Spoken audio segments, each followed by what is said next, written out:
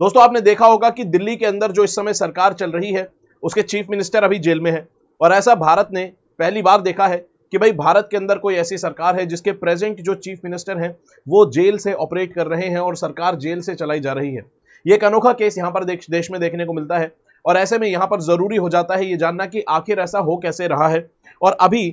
कैसी कंडीशंस यहां पर चल रही हैं, किस कारणों से, कौन से ऐसे तरीके हैं जिससे सरकार यहां पर दिल्ली में ऑपरेट हो रही है और आगे क्या पॉसिबिलिटीज है, क्या हो सकता है। कोर्ट ने यहां पर इन मामले में क्या अपना जो पक्ष है, कोर्ट ने क्या यहां पर बात कही है, वो इस सब मामले को यहां पर देखेंगे। नमस्कार दोस्तों, मेरा नाम है सुमित और आप है मेरे साथ let's crack UPSC CSE Unacademy में। तो यहां पर देखते हैं दोस्तों पूरा मामला कि आखिर दिल्ली में भाई ये सरकार चल कैसे रही है। अगर बात करें यहां पर तो आप जानते हैं कि भाई 21 मार्च को ईडी ने केजरीवाल को अरेस्ट किया था। दिल्ली चीफ मिनिस्टर केजरीवाल को अरेस्ट किया पूछताछ के लिए और उसके बाद 1 अप्रैल को इनको रिमांड के लिए तिहाड़ जेल में भेज दिया गया था। यानी कि अभी अरविंद केजरीवाल जो हैं वो अभी एक ट्रायल प्रिजनर है,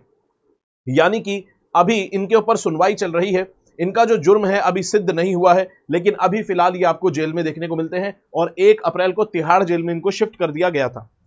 क्योंकि यहां पर जो मामला था, इनके ऊपर आरोप लगे थे कि भाई ये जो है दिल्ली की जो एक्साइज पॉलिसी थी जिसके अंदर शराब की दुकानें खोली गई थी, जो लाइसेंस बांटे गए थे, ऐसे में यहां पर करप्शन का मामला था और उसमें बताया गया कि भाई दिल्ली चीफ मिनिस्टर अरविंद केजरीवाल इस पूरे मामले के अंदर एक मास्टरमाइंड है। इस तरह की बातें यहां पर कही गई और फिर उसके बाद ये आरोपों के बाद इनको दिल्ली के अंदर तिहाड़ जेल के अंदर शिफ्ट कर दिया गया। तो फिलहाल अरविंद केजरीवाल आपको तिहाड़ जेल के अंदर देखने को मिलते हैं। ऐसे में यहां पर खबर निकलकर सामने ये आई है कि भाई कोर्ट ने यहां पर यह कहा है कि हम यहां पर हो सकता है अरविंद केजरीवाल को इंटरिम जमानत यानी कि इंटरिम बेल यहां पर दे दें, क्योंकि इलेक्शन का समय चल रहा है और इस चीज को ध्यान में रखते हुए, इलेक्शन के पर्सपेक्टिव को ध्यान में रखते हुए हो सकता है हम अरविंद केजरीवाल को इंटरिम बेल यहां पर दे दें। तो यहां पर देखते हैं कि इनको इंटरिम बेल मिलती है या नहीं मिलती, वो यहां पर देखना होगा, लेकिन फिलहाल कोर्ट ने ऐसा कहा है।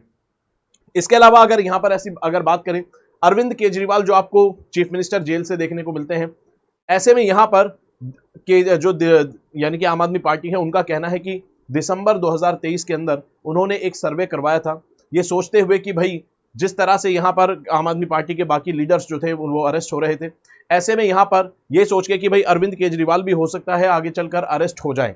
तो इस चीज को ध्यान में रखते हुए आम आदमी पार्टी ने एक सर्वे कंडक्ट करवाया था, दिल्ली के अंदर एक कैंपेन चलाया था जिसका नाम था मैं भी केजरीवाल। और यहां पर दिल्ली के लोगों से पूछा गया था कि भाई क्या अगर अरविंद केजरीवाल को अरेस्ट कर लिया जाता है तो क्या उनको दिल्ली के चीफ मिनिस्टर के पद से इस्तीफा देना चाहिए या नहीं देना चाहिए। तो यहां पर मैं भी जो केजरीवाल कैंपेन था इसके अंदर बताया जाता है कि भाई दिल्ली के लोगों ने यहां पर कहा कि अरविंद केजरीवाल को सीएम की पोजीशन पर बने रहना चाहिए, ऐसा यहां पर आम आदमी पार्टी कहती है। इस कैंपेन से निकलकर ये इस तरह का मामला सामने आया था। तो यहां पर कहा जा रहा है कि भाई दिल्ली की जो जनता है वही चाहती है कि हमारा सीएम जो है वो रिजाइन ना करे, ऐसा आम आदमी पार्टी यहां पर कह रही है कि भाई इसका नतीजा कैंपेन के दौरान यही निकला था। इसके अलावा अगर बात करें तो कहता है कि इसी चीज को ध्यान में रखते हुए आम आदमी पार्टी ने यह क्लियर करा कि भाई अरविंद केजरीवाल जो है वो सीएम की पोजीशन से इस्तीफा नहीं देंगे और वो जेल में भी सीएम की पोजीशन पर बने रहेंगे और वहीं से सरकार चलाएंगे। और ऐसा आम आदमी पार्टी के कई जो बाकी लीडर्स और मिनिस्टर थे उन्होंने भी इस बात को कंफर्म करा था और क्लैरिफाई किया था।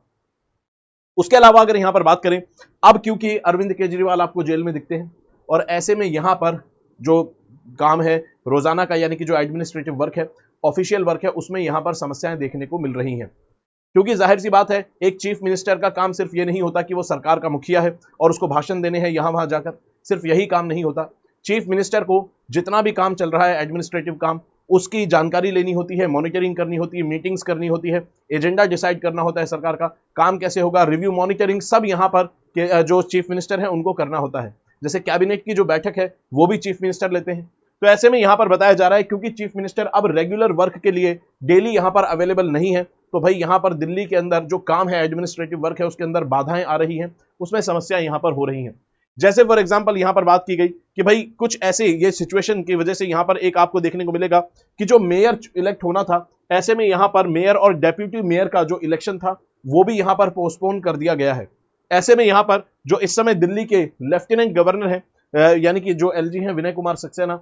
उनका कहना है कि भाई क्योंकि ये जो पूरा मामला है अनप्रेसिडेंटेड है और ऐसे में यहां पर ये जो इलेक्शन होना था मेयर का और डेप्यूटी मेयर का, इसके लिए जो प्रिजाइडिंग ऑफिसर अपॉइंट करते हैं वो चीफ मिनिस्टर के इनपुट, यानी कि चीफ मिनिस्टर जो एडवाइस करते हैं लेफ्टिनेंट गवर्नर को, उसके आधार पर इलेक्शन के लिए प्रिजाइडिंग ऑफिसर को यहां पर अपॉइंट किया जाता है। लेकिन यहां पर प्रिजाइडिंग ऑफिसर को अपॉइंट नहीं किया गया, क्योंकि विनय कुमार सक्सेना का कहना है कि भाई मैं चीफ मिनिस्टर के इनपुट के बिना प्रिजाइडिंग ऑफिसर को अपॉइंट नहीं कर सकता। और ऐसे में जो इलेक्शन होने थे दिल्ली के अंदर मेयर और डेप्यूटी मेयर के लिए, एमसीडी के, इनको टाल दिया गया और 26 अप्रैल को इनको पोस्टपोन कर दिया गया, क्योंकि भाई यहां पर एडमिनिस्ट्रेटिव जो फॉर्मेलिटीज थी वो यहां पर बताया गया कि फुलफिल नहीं हो पाई और एलजी ने इलेक्शंस को टाल दिए। अब अगर यहां पर बात करें कि आखिर फिर जो अरविंद केजरीवाल के द्वारा अभी तक जो सरकार चल रही है, जैसे बाधाएं आ रही है, उसके बाद भी जो सरकार चल रही है जैसे तैसे, वो आखिर कैसे चल रही है। तो यहां पर अगर बात करें, कहता है 21 मार्च को अरेस्ट हुए थे और 1 अप्रैल तक ईडी के आपको कस्टडी में अरविंद केजरीवाल देखने को मिलते हैं। जब तक अरविंद केजरीवाल ईडी की कस्टडी में थे तब तक वो रेगुलर इंस्ट्रक्शंस भेज रहे थे, वो भी रिटर्न इंस्ट्रक्शंस भेज रहे थे कि भाई किस तरह से काम करना है, कैसे क्या चीजें होंगी। जब तक वो ईडी की कस्टडी में थे तब तक वो रिटर्न इंस्ट्रक्शन भेज रहे थे। जैसे कि यहां पर बताया जाता है कि भाई वाटर सप्लाई को लेकर, मेडिसिन जो है उनको लेकर यहां पर मैसेज यहां पर भेजे गए थे कि इनकी जो सप्लाई है ये रुकनी नहीं चाहिए, इस तरह की चीजें। इसके अलावा रिटर्न इंस्ट्रक्शंस के अलावा रिटर्न मैसेजेस भी भेजे गए, जो कि उनकी वाइफ जो है सुनीता केजरीवाल, वो उनको आपने देखा होगा कि पब्लिकली जो वहां पर जो कैंपेन्स होते हैं उनमें अरविंद केजरीवाल जी के मैसेजेस को पढ़ते हुए इनकी वाइफ को देखा होगा। ये मैसेजेस इनको प्राप्त हो रहे थे जब वो ईडी की गिरफ्त में थे। अब अगर बात करें 1 अप्रैल तक ईडी के पास रहने के बाद, 1 अप्रैल के बाद यहां पर इनको पहुंचा दिया जाता है तिहाड़ जेल के अंदर, और अब ये यहां पर इस कस्टडी में है जेल के अंदर। और ऐसे में यहां पर अगर बात करें, क्योंकि अब जेल में पहुंच गए हैं, तो वो जो रिटर्न इंस्ट्रक्शंस आ रहे थे वो अब यहां पर नहीं आती हैं। अब यहां पर कुछ मीडिया बाइट्स आती हैं, यानी कि कुछ लोग जो अरविंद केजरीवाल जी से मिलने जाते हैं जेल में, वो यहां पर आकर बताते हैं बाहर की अंदर उनसे क्या बात हुई, क्या चीजें निकलकर सामने आती हैं। वो सब यहां पर अब रिटर्न इंस्ट्रक्शंस के बजाय जो कोई मिलने जाता है उससे क्या बातचीत हुई वो निकलकर जो बाहर आती है, वो व्यक्ति जो बताता है उसके थ्रू ही यहां पर पता चलता है कि भाई कैसे चीजें यहां पर इंस्ट्रक्शंस मिल रही हैं। अगर यहां पर बात करें, जेल मैनुअल इस बारे में क्या कहता है कि भाई अगर कोई व्यक्ति है उससे कोई मिलने आ रहा है तो किस प्रकार की इंस्ट्रक्शन दे सकता है, क्या बात हो सकती है, क्या चीज आपस में एक दूसरे से शेयर कर सकते हैं। तो इसके लिए जेल मैनुअल कहता है कि भाई जो भी व्यक्ति यहां पर मिलने आएगा, जो भी व्यक्ति मिलने आता है किसी भी कैदी से, जो भी जेल के अंदर इस समय कैदी है, तो उससे अगर कोई भी मिलने आता है तो जेल मैनुअल कहती है कि वो यहां पर प्रिजन ऑफिसर की निगरानी के अंदर मिलता है। अगर कोई भी केजरीवाल जी से मिलने जाएगा तो वो प्रिजन मैनुअल के अकॉर्डिंग एक प्रिजनर ऑफिसर की निगरानी में मिलेगा, और वो ऑफिसर ये देख सकता है कि यहां पर दोनों के बीच में क्या चल रहा है, ये कहीं कुछ चीज आपस में एक्सचेंज तो नहीं कर रहे। इसके अलावा क्या बातचीत हो रही है वो भी प्रिजनर ऑफिसर सुन सकता है, इतनी दूरी पर उसको खड़ा रहना पड़ेगा। ठीक है, तो ऐसे में यहां पर प्रिजन ऑफिसर की निगरानी में ही अरविंद केजरीवाल जी से इस समय कोई मिल सकता है, और जो बातचीत होगी वो प्रिजनर ऑफिसर इसको सुन सकता है। और ऐसे में यहां पर अप्रैल 1 के बाद अरविंद केजरीवाल जी से कुछ लोग मिले हैं, जैसे कि इनके कुछ मिनिस्टर्स मिले हैं, जैसे कि आतिशी मिली है, उसके अलावा सौरभ भारद्वाज मिले हैं, भगवंत मान मिले हैं, इसके अलावा इनके लॉयर मिले हैं, और आम आदमी पार्टी के जनरल सेक्रेटरी संदीप पाठक यहां पर मिले हैं। और आम आदमी पार्टी के जनरल सेक्रेटरी जो है संदीप पाठक ये बताते हैं कि यहां पर निकलकर ये सामने आया है कि हर वीक यानी कि हर हफ्ता यहां पर 2 जो कैबिनेट मिनिस्टर हैं वो अरविंद केजरीवाल जी से मिलने जाएंगे। ठीक है, यहां पर हर हफ्ते 2 कैबिनेट मिनिस्टर अरविंद केजरीवाल जी से मिलने जाएंगे और 30 मिनट के लिए मीटिंग रहेगी, और उसके बाद अरविंद केजरीवाल जी के द्वारा जो इंस्ट्रक्शन मिलेगा, यानी कि उनको एडमिनिस्ट्रेटिव वर्क का जो भी ब्रीफ करना होगा, फिर बदले में वो जो रिस्पांस देंगे, ये सारी बातें, यानी कि इस प्रकार से यहां पर बताया गया है कि इस तरह से दिल्ली का काम चलाया जा सकता है। ठीक है, तो ऐसे में यहां पर 30 मिनट के लिए हर हफ्ते 2 कैबिनेट मिनिस्टर यहां पर मिलेंगे। चलिए, अब अगर बात करें यहां पर तो सरकार जो फिर आखिर ये चल कैसे रही है, तो यहां पर आपने देखा कि किस तरह से कैबिनेट मिनिस्टर्स के मिलने की बात हुई। उसके अलावा अगर यहां पर बात करें तो कहता है कि अभी तक जो सामने आया है दिल्ली की सरकार के दौरान अरविंद केजरीवाल जी के जेल के जाने के बाद, तब से यहां पर देखने को मिला है कि भाई क्योंकि ये सरकार आखिर इस तरह से चल इसलिए पा रही है क्योंकि अरविंद केजरीवाल जी जो है वो खुद, उनके पास कोई डिपार्टमेंट, कोई मंत्रालय उनके पास नहीं है। ऐसे में जो इंडिविजुअल मिनिस्टर्स हैं, यानी कि जो अलग अलग डिपार्टमेंट होल्ड करने वाले नेता आपको मिलेंगे दिल्ली सरकार में, वो इंडिविजुअली यहां पर अपने अपने डिपार्टमेंट को चला रहे हैं। ठीक है, उसके अलावा जेल में जाकर ब्रीफ कर देंगे। और इसके अलावा अगर बात करें दिल्ली के असेंबली सेशंस की, तो यहां पर बजट सेशन के बाद आपको दिल्ली का कोई असेंबली सेशन देखने को नहीं मिलता है। इसके अलावा कैबिनेट की बैठक भी नहीं हुई है, क्योंकि जाहिर सी बात है अरविंद केजरीवाल जेल में है, तो कैबिनेट की बैठक भी यहां पर नहीं हो पाई है। इसके अलावा यहां पर पार्टी का भी पूरा फोकस जो है वो इलेक्शन कैंपेन पर आपको देखने को मिलता है। और यहां पर इसलिए आप देखेंगे हालांकि कुछ बाधाएं यहां पर दिल्ली की सरकार को चलाने में जो एडमिनिस्ट्रेटिव लेवल पर है वो जरूर आ रही हैं, जैसे कि कैबिनेट की बैठक नहीं हो पा रही है, ठीक है, और ऐसे में यहां पर बार बार जाकर ब्रीफ करना पड़ेगा, ये सारी बातें। उसके अलावा यहां पर जो एलजी है वो यहां पर बताते हैं कि भाई यहां पर जो फंक्शंस है, एडमिनिस्ट्रेटिव फंक्शंस हैं, उनको प्रॉपरली यहां पर डिस्चार्ज नहीं दिया जा रहा है, नहीं किया जा रहा है, और यहां पर एक कॉन्स्टिट्यूशनल जो फंक्शंस है प्रॉपर यहां पर फॉलो नहीं हो पा रहे हैं। इसके अलावा अगर बात करें कि संविधान की इस पर क्या पोजीशन है, संविधान आखिर क्या कहता है इस मुद्दे पर कि कोई चीफ मिनिस्टर जेल से सरकार चला सकता है या नहीं चला सकता, जैसे अरविंद केजरीवाल जी वहां पर बने हुए हैं। उसके अलावा कुछ बाधाएं जरूर आ रही हैं, लेकिन संविधान इस मामले में क्या कहता है? दरअसल संविधान इस मामले में साइलेंट है। यहां पर किसी प्रकार का कोई आर्टिकल इस बारे में बात नहीं करता है कि कोई चीफ मिनिस्टर जेल से सरकार चला सकता है या फिर नहीं चला सकता। तो ऐसे में यहां पर कॉन्स्टिट्यूशन इस मामले में साइलेंट है, लेकिन यहां पर रिप्रेजेंटेशन ऑफ पीपल एक्ट जो है ये बात करता है डिस्क्वालिफिकेशन की, और ऐसे में जो कोई मंत्री है, ठीक है, जो कोई नेता है, जो कोई मिनिस्टर है, उसको अपने पद से इस्तीफा देना होगा अगर उसको यहां पर सजा हो जाए 2 साल से ज्यादा की। तो ऐसे में यहां पर सजा 2 साल से ज्यादा होने पर ही इस्तीफा दिया जा सकता है, और ये रिप्रेजेंटेशन ऑफ पीपल एक्ट का सेक्शन 8 जो है उसका क्लॉज 3 ये बात करता है। ऐसे में अगर बात करें अरविंद केजरीवाल जी की, तो अभी इनको सजा यहां पर नहीं हुई है, तो कन्विक्शन नहीं हुआ है, तो ऐसे में ये वाला जो आर्टिकल है, ये वाला जो सेक्शन है इस कानून का, ये भी लागू यहां पर नहीं होगा। अगर 2 साल से ज्यादा की सजा हो जाए उसके बाद यहां पर इस्तीफा देना ही पड़ेगा, लेकिन यह भी क्लॉज यहां पर लागू नहीं होता है क्योंकि अभी सजा नहीं हुई है, आरोप सिद्ध नहीं हुए हैं, कन्विक्शन अभी नहीं हुआ है। तो इसलिए यहां पर, और ऊपर से कॉन्स्टिट्यूशन साइलेंट है, तो ऐसे में चीफ मिनिस्टर के द्वारा, केजरीवाल जी के द्वारा सरकार यहां पर जेल से चलाई जा रही है, और वो कैसे चलाई जा रही है वो हमने यहां पर देखा। इसके अलावा अगर बात करें तो सवाल उठता है कि क्या यहां पर कॉन्स्टिट्यूशन के द्वारा यहां पर जो बात की जाती है कि भाई गवर्नर रूल लग सकता है, तो क्या यहां पर गवर्नर या प्रेसिडेंट रूल नहीं लग सकता? तो अगर बात करें यहां पर, तो कहता है कि प्रेसिडेंट रूल दिल्ली के अंदर जो लगेगा उसके बारे में जानकारी आपको मिलती है आर्टिकल 239 यानी कि 239 AB के अंदर। यह बताता है कि दिल्ली के अंदर किस तरह से प्रेसिडेंट रूल लगाया जा सकता है। तो कहता है कि दिल्ली के अंदर जो प्रेसिडेंट रूल लगाया जा सकता है आर्टिकल 239 AB के द्वारा, ये तभी लगाया जा सकता है जब जो लेफ्टिनेंट गवर्नर है वो अपनी ये रिपोर्ट भेज दें प्रेसिडेंट को कि भाई दिल्ली के अंदर जो सरकार चलाना है अब वो मुश्किल है, अब यहां पर एडमिनिस्ट्रेटिव काम नहीं हो पा रहा है, और कॉन्स्टिट्यूशनल मशीनरी जो है उसका ब्रेकडाउन हो चुका है, उसका फेलियर हो चुका है, यानी कि दिल्ली के अंदर कॉन्स्टिट्यूशन के अकॉर्डिंग अब सरकार चलाना पॉसिबल नहीं है। ऐसी रिपोर्ट अगर बनाकर एलजी प्रेसिडेंट को भेज दें तभी यहां पर दिल्ली के अंदर प्रेसिडेंट रूल लगाया जा सकता है, और यह बात हमें कहां मिलती है? संविधान के आर्टिकल 239 के AB के अंडर, ठीक है। तो ऐसे में यहां पर इस आधार पर, यानी कि गवर्नर की रिपोर्ट के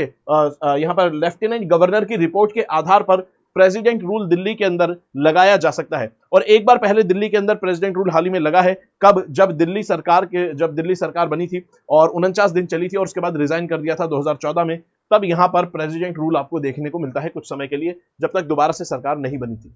इसके अलावा अगर बात करें, यहां पर हमने देख लिया संविधान क्या कहता है और कैसे अभी सरकार चल रही है। तो यहां पर कोर्ट के अंदर भी लोग गए हैं, कोर्ट के अंदर भी लोगों ने पिटीशंस डाली है, और कोर्ट इस मामले में क्या कहता है? कोर्ट के अंदर लोगों ने पिटीशंस डाली कि भाई कोर्ट क्यों नहीं ये बात घोषित कर देता है कि दिल्ली की सरकार अब कॉन्स्टिट्यूशन के अकॉर्डिंग चलाना अब पॉसिबल नहीं है, ये जो स्टेटमेंट है ये कोर्ट क्यों नहीं जारी कर देता है, और ऐसे में कोर्ट दिल्ली की सरकार को बर्खास्त कर दे। ऐसी पिटीशंस कोर्ट के अंदर डाली गई। तो कोर्ट ने यहां पर कहा कि भाई कोर्ट यहां पर जुडिशरी जो है वो इस मामले के अंदर इंटरफेयर नहीं कर सकती है। कोर्ट ने कहा कि हम दिल्ली की सरकार को इस आधार पर बर्खास्त नहीं कर सकते कि भाई अब संवैधानिक प्रक्रिया के तहत दिल्ली के अंदर सरकार चलाना पॉसिबल नहीं है, तो हम इसको आधार बनाकर हम सरकार को बर्खास्त नहीं कर सकते, क्योंकि ये पावर संविधान ने जो है आर्टिकल 239A के तहत, AB के तहत ये लेफ्टिनेंट गवर्नर को दी है कि वो रिपोर्ट बनाकर प्रेसिडेंट को भेजेंगे और उसके आधार पर ही आप दिल्ली के अंदर प्रेसिडेंट रूल लगा सकते हैं। तो कोर्ट ने भी इस मामले में कह दिया है कि भाई हम यहां पर इंटरफेयर नहीं करेंगे। इसके अलावा कोर्ट ने लेकिन यहां पर कुछ इंस्ट्रक्शन जरूर दिए हैं। कोर्ट ने यहां पर मॉरल ग्राउंड पर बात की है, क्योंकि दिल्ली के अंदर ऐसा देखा गया है कि एडमिनिस्ट्रेटिव काम जो है उसमें कुछ बाधाएं तो आ रही है। जैसे कि अगर बात करें, यहां पर बताया जा रहा है कि MCD स्कूल के अंदर जो बच्चे हैं 8 लाख बच्चों को जो बेनिफिट्स मिलते हैं, ठीक है, जो एजुकेशन मटेरियल्स जो मिलता है और बाकी अदर जो बेनिफिट्स मिलते हैं वो मिलने में बच्चों को समस्या आ रही है। तो स्कूल्स के अंदर बच्चों को समस्या आ रही है बेनिफिट्स और एजुकेशनल मटेरियल मिलने में, तो यानी कि कुछ समस्या तो दिल्ली के एडमिनिस्ट्रेशन में आ ही रही है। तो ऐसे में यहां पर कोर्ट कहता है कि भाई पब्लिक इंटरेस्ट और यहां पर नेशनल इंटरेस्ट को ध्यान में रखते हुए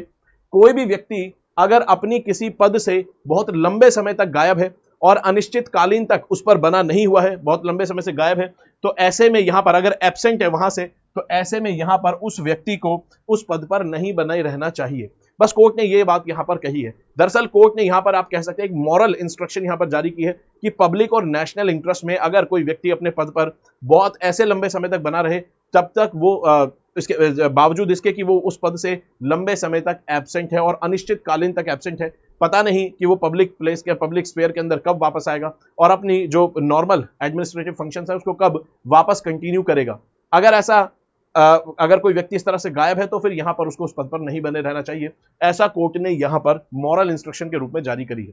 तो आप यहां पर देख सकते हैं कि अभी फिलहाल दिल्ली के अंदर सरकार चल रही है और अगर प्रेसिडेंट रूल लग सकता है तो उसके क्या क्राइटेरिया है वो आप यहां पर देख सकते हैं। देखते हैं इस पूरे मामले में अभी सुनवाई वगैरह जब होगी क्या निकलकर सामने आएगा, अरविंद केजरीवाल जी को इंटरिम बेल इलेक्शंस के दौरान मिलती है या नहीं, ये भी यहां पर देखना होगा। ठीक है, चलिए तो दोस्तों जैसा कि आप जानते हैं अनअकैडमी का इस साल आपको रिकॉर्ड लेवल पर सिलेक्शंस देखने को मिलता है और टॉप 4 जो टॉपर्स हैं वो अनअकैडमी की तरफ से आपको लर्नर्स देखने को मिलते हैं। टॉप 10 के अंदर आपको 4 अनअकैडमी के लर्नर्स मिलते हैं इंक्लूडिंग AIR1 और इसी सक्सेस को सेलिब्रेट करते हुए अनअकैडमी ने हिस्टोरिक लेवल पर अपने कोर्सेज के प्राइस ड्रॉप कर दिए हैं ताकि सभी लोग तैयारी कर पाएं अच्छे से, 2025 के एग्जाम को अच्छे से दे पाएं। और यहां पर यह भी समस्या नहीं है, अब यह भी बहाना नहीं चलेगा कि भाई मेरा जो मीडियम है वो अलग है। तो ऐसे में आपका मीडियम चाहे कोई भी हो, चाहे आप बाइलिंगुअल तरीके से पढ़ना चाहते हैं तो भी यहां पर 7 मई से बैच शुरू हो रहा है। टॉप एजुकेटर्स आपको यहां पर पढ़ाएंगे आरंभ बैच के अंदर, याद रखेंगे, टाइम नोट कर लेंगे, आरंभ बैच में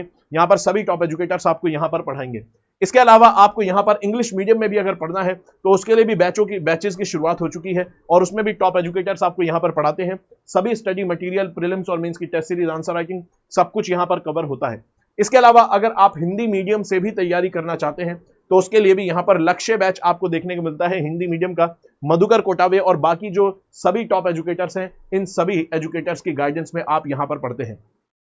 तो ऐसे में यहां पर आप तैयारी कर सकते हैं, चाहे हिंदी मीडियम से हो, इंग्लिश मीडियम से ट्रायम्फ बैच में आप एनरोल कर सकते हैं और आरंभ बैच बाइलिंगुअल के लिए। और ऐसे में याद रखेंगे दोस्तों, ये जो कोर्स है ये लिमिटेड ऑफर यहां पर अवेलेबल है और ये 15 महीने का कोर्स है, यानी कि यहां पर 12 महीने नहीं, आपको 3 महीने एक्स्ट्रा मिलते हैं ताकि आप अपने सिलेबस को टाइम पर और सही से तसल्ली से कवर कर पाएं विद प्रैक्टिस। क्योंकि यूपीएससी का सिलेबस करने में 1 से 1.5 साल का समय लगता है, तो इस प्रैक्टिकल रियलिटी को ध्यान में रखते हुए कोर्स की जो वैलिडिटी है वो 15 महीने रखी गई है। तो इस चीज को याद रखेंगे यहां पर। और अगर किसी भी कोर्स में एनरोल करना है तो कोड लगाना होगा SMK लाइव। ये जो प्राइस है ये लिमिटेड समय तक है, यानी कि 24,999, यानी कि सिर्फ 25,000 रुपए में आप एनरोल कर सकते हैं। पूरे साल की तैयारी, complete study material, test series, everything, यहां पर कोड लगाना होगा SMK लाइव। ठीक है, तो यहां पर किसी भी बैच में एनरोल करना है तो कोड SMK लाइव लगाना होगा। इसके अलावा ऑप्शनल्स के बैचेस भी शुरू हो चुके हैं, इसमें भी आप एनरोल कर सकते हैं, कोड लगाना होगा